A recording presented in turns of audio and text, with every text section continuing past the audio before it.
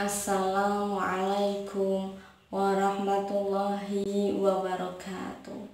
Alhamdulillah, alhamdulillahilladzi syara'a alaina jihad wa harrama alaina fasad wa asyhadu an la ilaha illallah wahdahu la syarikalah wa asyhadu anna muhammadan abduhu wa rasuluh. Amma ba'd. Taubat tak harus menunggu dosa. Kata taubat sudah menjadi bahasa keseharian dalam kehidupan kita. Taubat selalu diidentikan dengan para pendosa. Taubat sering disandarkan kepada mereka yang bergelimang dalam dunia gelap penuh dengan kemaksiatan. Demikianlah sehingga para pelaku dosa itu harus kembali hidup di jalan yang lurus dengan menghindarkan diri dari kesesatan. Memang demikianlah makna taubat secara bahasa, yaitu kembali. Artinya kembali meninggalkan perkara yang tercela menurut pandangan agama. Perkara yang tercela sangat banyak dan beragam tingkatannya. Bagi mereka yang berkecimpung dalam kehidupan yang syarat akan kemaksiatan, maka taubat itu harus dilakukan untuk menghindarkan diri dari kemaksiatan tersebut. Bagi mereka yang kesehariannya selalu mengerjakan dosa-dosa kecil, maka taubatnya adalah menghindar dari dosa-dosa kecil tersebut. Karena jika ditumpuk, maka yang dosa kecil akan menjadi besar juga. Demikian juga bagi mereka yang hiruk pikuknya dalam kubangan kemakruhan atau perkara yang dibenci agama, maka pertaubatannya dengan menghindar dari kemakruhan. Setiap pribadi harus selalu bertaubat menurut kapasitasnya masing-masing. Syekh Abdul Wahab Asy-Sya'rani menjabarkan berbagai tingkatan taubat.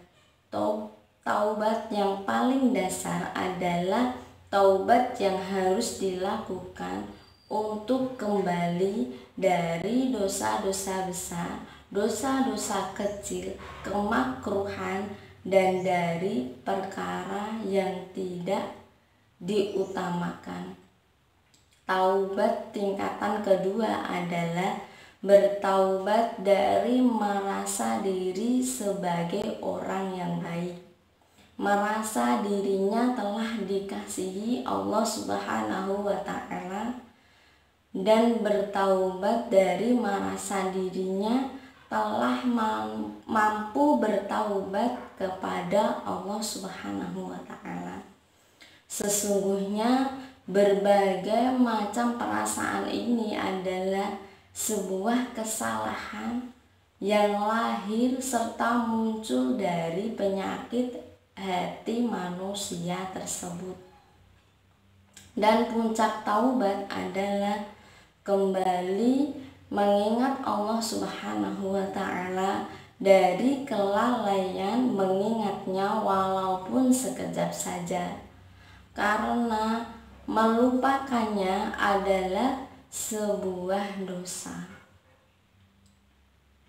Demikianlah 3 tingkatan taubat yang dijabarkan oleh Asy-Sya'rani.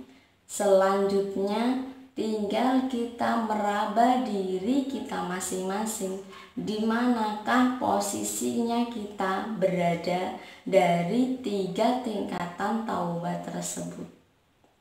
Andai kata kita masih berada pada tingkatan dasar, hendaklah kita pertahankan taubat kita sambil berusaha dan belajar menggapai taubat tingkat kedua. Dan apabila kita telah berada di tingkat kedua, maka berhati-hatilah, karena sesungguhnya setan selalu mengintai kelengahan kita agar kita kembali terjerembab dalam kubangan dosa.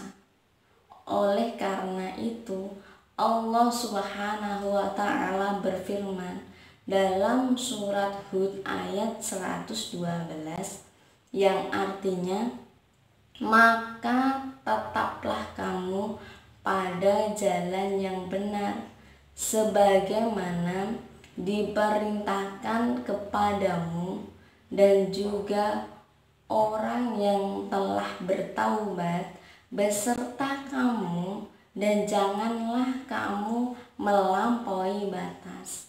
Sesungguhnya Dia Maha melihat atas apa yang kamu kerjakan.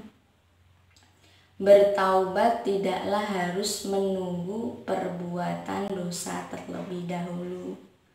Akan tetapi setiap dosa harus segera ditaubati, sebab pada dasarnya manusia yang hidup di dunia ini berada dalam kubangan kesalahan, baik kesalahan zahir yang kasat mata maupun kesalahan batin yang dilakukan oleh hati, sebagaimana Rasulullah SAW pernah menerangkan kepada Abdullah bin Mas'ud, barang siapa bertaubat tetapi tidak meninggalkan kesombongan dan kecongakannya, berarti ia belum bertaubat.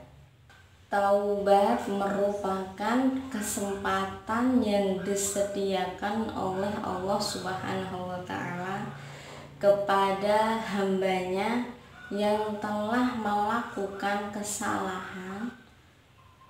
Taubat adalah peluang emas bagi manusia untuk lebih mendekatkan diri kepada Tuhannya. Sesungguhnya Allah Subhanahu wa Ta'ala Maha penerima taubat lagi Maha penyayang. Oleh karena itulah, jika ingin disayang olehnya, segeralah bertaubat. Allah Subhanahu wa Ta'ala telah berfirman dalam Quran Al-Baqarah ayat 222, Innallaha yuhibbut tawwabina wa yuhibbul mutatahhirin. Sesungguhnya Allah menyukai orang-orang yang bertaubat, dan Allah juga menyukai orang-orang yang menyucikan diri mereka. Allah Subhanahu wa Ta'ala sungguh mengistimewakan orang-orang yang bertaubat, apalagi jika mereka adalah orang-orang yang masih muda. Sungguh Allah Subhanahu wa Ta'ala akan mengganti segala keburukan menjadi kebaikan. Demikianlah Allah Subhanahu wa Ta'ala benar-benar mengistimewakan mereka yang bertaubat, sebagaimana kisah seorang pemabuk ketika berjumpa dengan Umar bin Khattab, dan dia sedang membawa botol minuman keras. Diceritakan pada sebuah lorong kota Madinah, Umar bin Khattab tak sengaja berjumpa dengan seorang pemuda yang sedang berjalan dengan menenteng minuman keras. Begitu pemuda itu sadar sosok yang berpapasan dengannya adalah Umar, seketika itu pula secara refleks ia sembunyikan minuman keras di balik jubahnya. Lalu Umar bertanya tentang botol apakah gerangan yang berada di balik jubahnya tersebut. Begitu malunya pemuda itu akan tingkah lakunya, sehingga ia berdoa dalam hati, "Ya Allah, janganlah Engkau membuka rahasia keburukanku, dan janganlah Engkau permalukan diriku di hadapan Umar bin Khattab. Tutuplah semua itu, dan aku berjanji tidak akan minum minuman keras selamanya." Kemudian pemuda itu pun berbohong dan menjawab bahwa yang ada di balik jubahnya adalah cuka. "Ya Amirul Mukminin, yang aku bawa ini adalah cuka." Umar pun menyelidikinya lebih jauh. "Kalau memang seperti itu, perlihatkanlah kepadaku." Maka pemuda itu pun dengan harap-harap cemas mengeluarkan botol yang berada di balik jubahnya, dan Masya Allah, minuman keras tersebut ternyata telah benar-benar berubah menjadi cuka yang nikmat dan segar. Cerita ini adalah satu bukti kecil betapa Allah Subhanahu wa Ta'ala memang mengistimewakan orang yang bertaubat. Mereka yang telah bertekad bulat meninggalkan keburukan, pasti Allah Subhanahu wa Ta'ala akan mengganti keburukannya dengan kebaikan. Kisah tersebut menjadi petunjuk bagi kita semua bahwa modal bertaubat bukanlah baju koko, peci, ataupun sorban dan sajadah, akan tetapi dengan tekad bulat dan niat yang mantap dalam hati untuk tidak mengulangi kesalahan yang sama, serta kesadaran bahwa hanya Allah lah yang memberi petunjuk sekaligus Sang Maha Pemberi taubat. Semoga kita semua tergolong orang yang bertaubat. Sesungguhnya mereka yang bertaubat akan diselamatkan oleh Allah Subhanahu wa Ta'ala dari perbuatan-perbuatan yang buruk. Dan barang siapa memperkuat taubatnya, pasti akan dijaga Allah Subhanahu wa Ta'ala dari segala hal yang merusak keikhlasan dalam beramal. Semoga bermanfaat. Wassalamualaikum warahmatullahi wabarakatuh.